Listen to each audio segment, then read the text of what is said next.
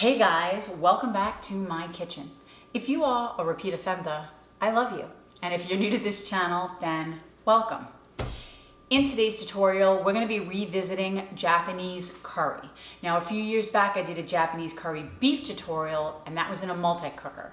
Today's video is a Japanese curry chicken tutorial, and we'll be cooking it on the stovetop. Similar recipe, different protein, different cooking technique. So if you're interested in the curry beef tutorial, I will leave a link in the description box below as well as above here for you to click on. It'll take you right to the video so you can view it.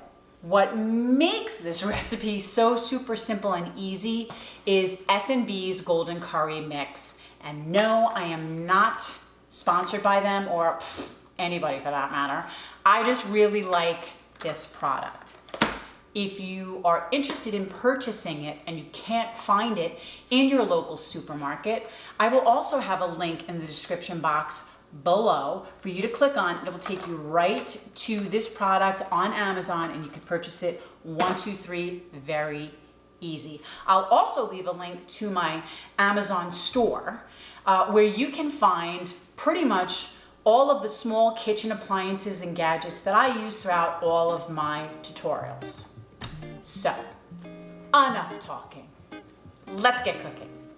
Let's start with our veggies. Here I have 3 carrots that I've peeled and washed, and now I'm gonna just roughly chop into bite-sized pieces. Now you can use any potatoes that you want, but I have 5 red bliss potatoes.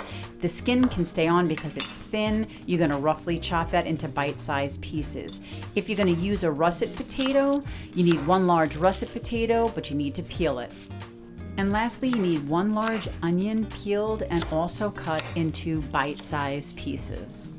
Then we're just gonna take our veggies and put them in a bowl and cover it with some water so it doesn't oxidize and set it off to the side.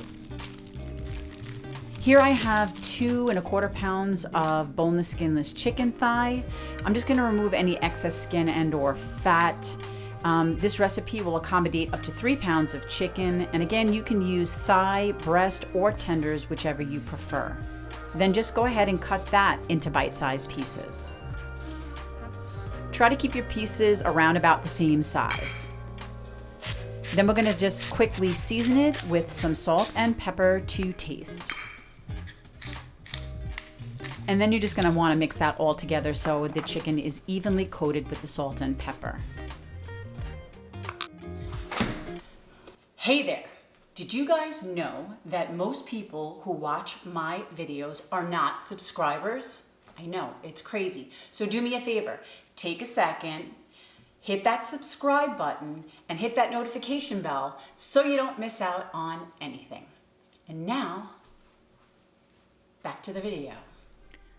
Okay, so here we are at the stove. I have a shallow, medium-sized soup pot that I'm adding 2 tablespoons of avocado oil to. Now my heat is set on medium-high, and I just want to bring that oil up to temp. Once it's hot enough, we're going to add our chicken to the pan. Now you want to try to get a nice sear on this really quick. We're not cooking it all the way through.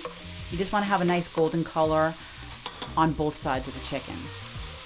Unfortunately, because I was rushing, because I'm recording, I kind of crowded my pan and I didn't really get any gold color on my chicken, but that's okay. It's still gonna taste great. You take your time and get a nice golden color on it.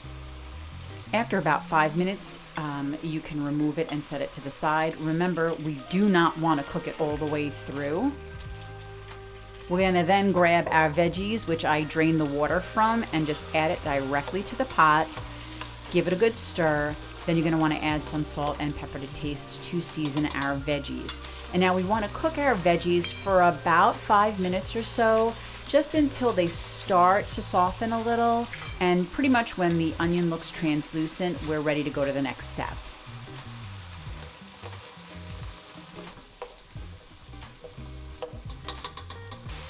Okay, so this looks great.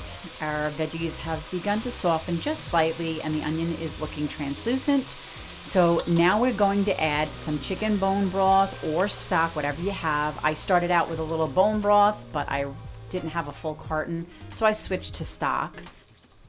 But whatever you end up using, stock or bone broth, you need 4 cups. And it's basically enough to just cover the vegetables. Now we're going to add the S&B Golden Curry Mix. I'm using mild. They also make a medium hot and also a hot, which I never buy. So very important step, you must shut off the heat. Turn off the heat before adding the curry mix, because inside the curry mix is a thickening agent.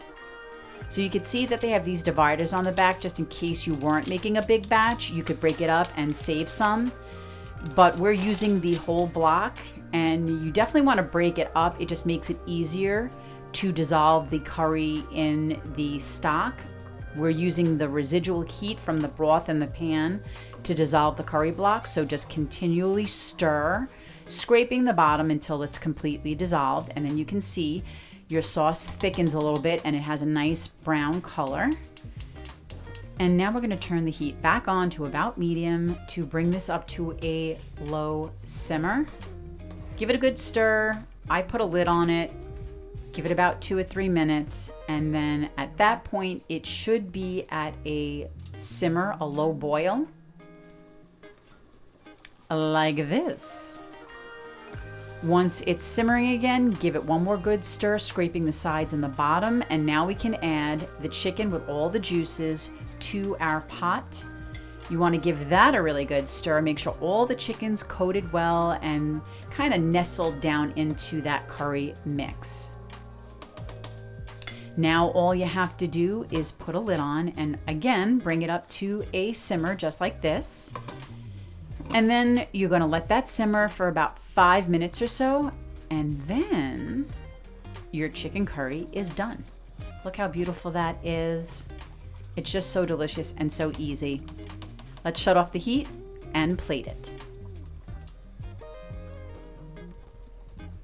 So I like to serve my chicken curry with a nice bowl of steamed white rice. But if you're a noodle person, you can definitely serve this with some type of like wide egg noodle. But my favorite is the rice. So here's the steamed white rice and our beautiful Japanese curry chicken. Well, there it is, guys. Japanese curry chicken. So super simple and delicious. A great fast weeknight meal. I hope you guys try and enjoy the recipe. You know what to do. Like, share, subscribe, and hit that notification bell so you don't miss out on anything. And as always, guys, until next time.